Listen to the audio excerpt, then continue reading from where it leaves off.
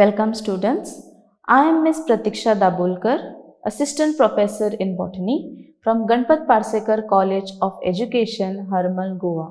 Program Bachelor of Science Second Year, Subject Botany, Semester 4, Course Code BOC 104, Course Title Plant Physiology. Title of the unit Enzymes, Module name Properties of Enzymes Part 3. This module focuses on the factors affecting the enzyme activity.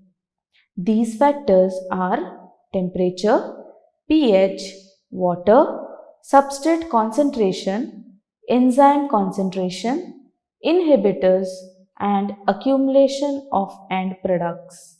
By the end of this session, the student will understand the various factors which affects the enzyme's metabolic activity.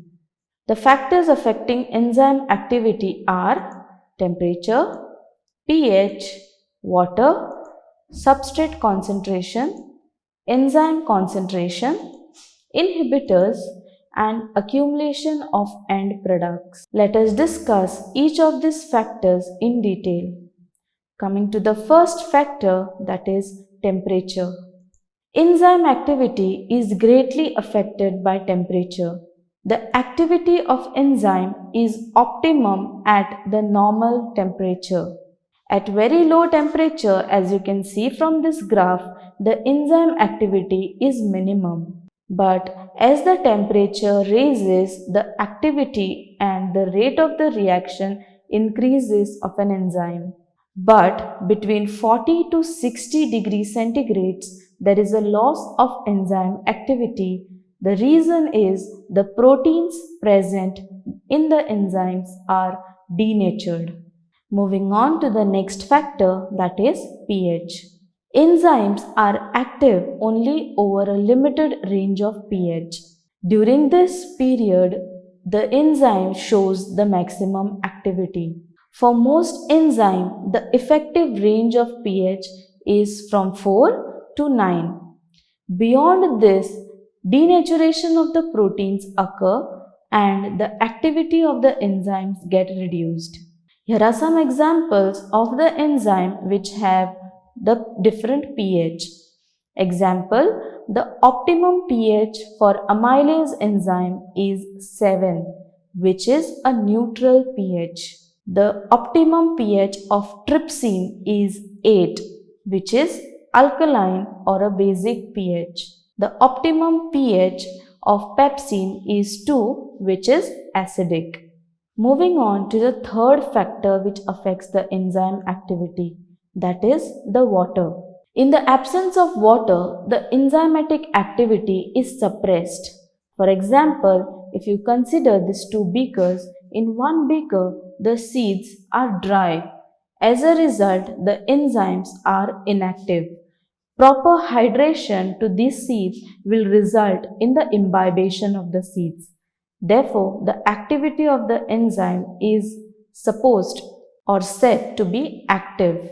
This proper hydration or water is required because water provides a medium for enzyme reaction to take place. In many cases, it is one of the most important reactant in a cell's metabolic process.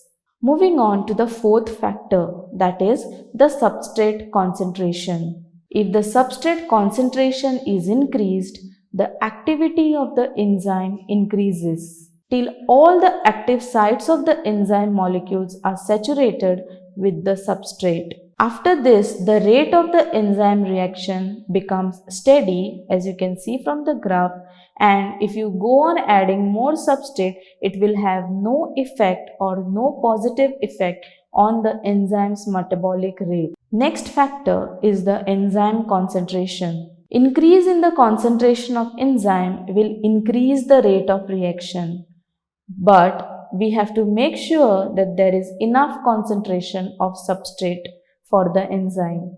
This occurs because the increased number of enzyme molecules will have more active site. More active site meaning the substrate binding property will be more. As a result, the enzyme concentration will shoot up. The next factor are the inhibitors. There are certain compounds like drugs or poisons which combine with the enzyme and block their active site and thus prevents them from binding to the substrate. Thus, enzyme becomes inactive. Inhibitors are of two types: competitive inhibitors and non-competitive inhibitors. Let us first discuss the competitive inhibitors. You can see from the picture over here, this inhibitor has got a similar structure to the enzyme's active site. As a result, this inhibitor goes and binds to the enzyme's active site and there is no place for the substrate to bind. This type of condition is competitive inhibition. Such inhibitors have structural similarity with the substrate, both of which compete for the same active site of the enzyme. If the active site is preoccupied, the substrate molecule will be unable to combine with the enzyme and hence the activity of the enzyme will be inhibited. Next is the non-competitive inhibitors. They are usually poisons which do not compete for their active site but destroy the structure of the enzyme and cause a permanent or irreversible inhibition of the activity of the enzyme. You can see from this picture there is an enzyme, there is an inhibitor. This inhibitor comes and binds to the enzyme and as a result it completely destroys the structure. If the structure is destroyed, the substrate cannot go and bind to the active site. This type is called as the non-competitive inhibitors. Moving on to the last factor, that is accumulation of end products. Consider this is as the enzyme and this is their active site. If the end products comes and accumulates on their active site, there is no place for the substrate to go and bind there. This is the accumulation of end product. Accumulation of end product retards the enzymatic activity mainly because the active sites of the enzyme are crowded by them and substrate molecule will have comparatively lesser chances of combining with the active site. Let us just revise the factors which we have seen. The first factor which we have seen was the temperature.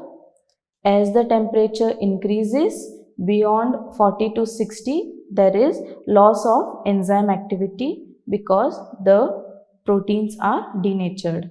At low temperature, the enzyme shows minimum activity. At a high temperature or a moderate temperature, the rate of reaction of an enzyme doubles. The next factor was pH. Different enzymes have different range of pH. They basically range from 4 to 9. We learned some examples, that is amylase enzyme has got a pH of 7 which is a neutral pH.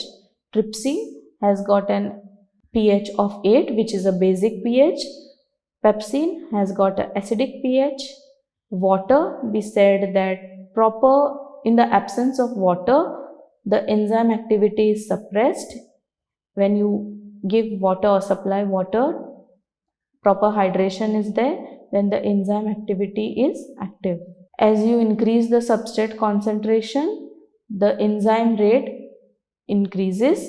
At one particular point of time, it becomes steady and later if you keep on adding the substrate, it will have no positive effect. Next factor was enzyme concentration. Increase in the concentration of enzyme will help you increase the rate of the reaction provided there is enough concentration of substrate. Inhibitors are the ones or are the compounds which block the enzyme's active site and thus prevent them from binding to the substrate. Inhibitors are of two types, competitive and non-competitive. Competitive ones, the inhibitors will go and bind to the active site. As a result, the substrate will not have a place to go and bind. Non-competitive, the inhibitors completely destroy the enzyme structure here. Substrate will not be again substrate will not be able to bind again to the enzyme. Accumulation of end product. If the active site of the enzyme has got end products accumulated over its surface, then the substrate will not bind to the enzyme. These are some of the references which you can refer for your study. Thank you.